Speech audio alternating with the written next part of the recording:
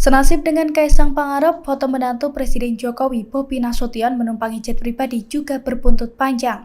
Bobi Nasution turut dibidik KPK imbas foto tersebut. KPK menyatakan tengah mengecek keaslian foto wali kota Medan tersebut. Dilansir dari tribunnews.com, hal itu diungkapkan oleh Deputi Pencegahan dan Monitoring KPK, Pahala Nainggolan pada Senin 2 September 2024.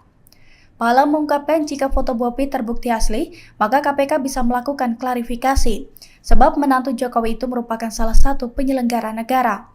Diketahui foto Bobi menaiki jet pribadi itu pertama kali diunggah oleh akun X Murtadawan 1 pada Rabu 28 Agustus 2024.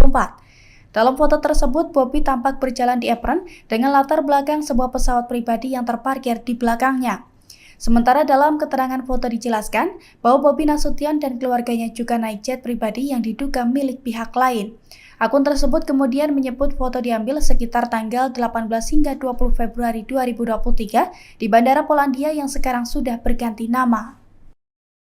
Download Tribun X sekarang, menghadirkan lokal menjadi Indonesia.